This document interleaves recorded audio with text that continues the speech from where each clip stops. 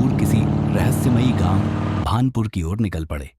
यह एक जगह थी जिसे उन्होंने कभी सुना नहीं था, पर एक बूढ़े आदमी की चेतावनी ने उन्हें इसकी तरफ और आकर्षित किया। गांव के बाहर एक पुरानी हवेली खड़ी थी, जिसका वातावरण अजीब और खौफनाक था। दीवारों पर उगे मोल्ड, टूटी खिड़कियां और एक चुप्प सन्नाटा, सब कुछ अजीब था। आरव कैमरे को ऑन करता है। हम छाया हवेली में हैं और ये एडवेंचर अभी शुरू हुआ है। जब उन्होंने अंदर कदम रखा तो हवेली की ठंडी हवा ने उनका स्वागत किया। प्रिया को कुछ गड़बड़ महसूस हुई, लेकिन नील मजाक में कहता है, ये तो असली हॉरर फिल्म का सेट लगता है। लेकिन तभी एक कमरे की लाइट झपकने लगी और अचानक एक खरोंच की आवाज दीवार से आ रही थी। श्वेता ने कमरे की अलमारी खोली और अंदर एक पुरानी गुड़िया मिली, एक टूटे हुए हाथ के साथ, जिस पर एक इंसानी उंगली लटक रही थी। तभी कमरे का दरवाजा बंद हो गया और हवा में एक धीमी आवाज गूंजी, तुम आ गए, अब कोई नहीं जाएगा। प्रिया ने घबराकर कहा, क्या ये सच है? और दीवार पर उभरे शब्दों को देखा, छाया कभी जाती नहीं। उनका डर और बढ़ गया। नील ने अलमारी से एक खून से सनी गुड़िया निकाली और कमरे का दरवाजा अचानक बंद हो गया। तब एक अजीब सी महिला की परछाई दीवार पर उभरी।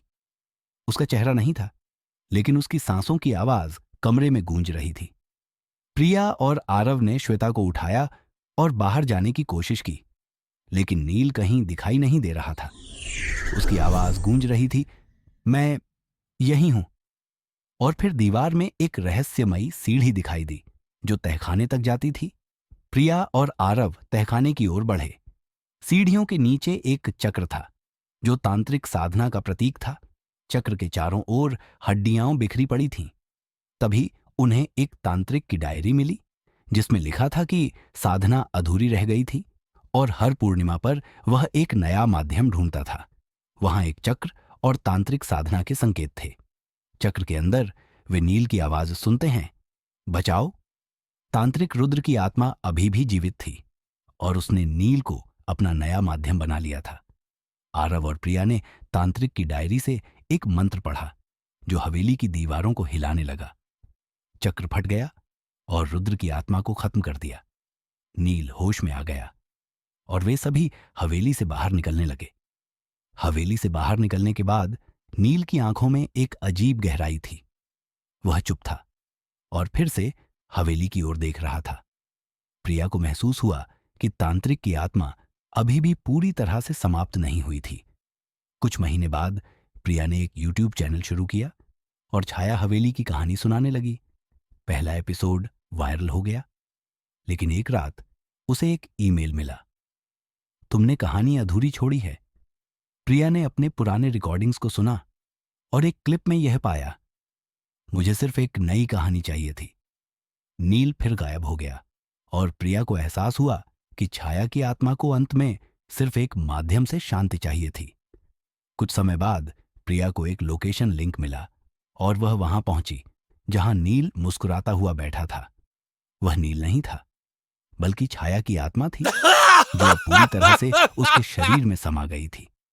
प्रिया को वह तांत्रिक चक्र में बांध दिया गया, लेकिन आरव ने बीच में हस्तक्षेप किया और चक्र को तोड़ दिया। छाया की आत्मा चिल्लाई, कोई कहानी कभी खत्म नहीं होती, वह बस अगले मेहमान का इंतजार करती है। अचानक हवेली में आग लग गई और हवेली राख होने लगी। प्रिया और आरव बाहर भागे। नील अब नहीं था, नील अब मर चुका था, लेकिन छाया की आत्मा शायद कभी समाप्त नहीं हो सकती थी। छाया हवेली अब सिर्फ एक खंडहर था और प्रिया और आरव ने इस रहस्य को दुनिया को बताया।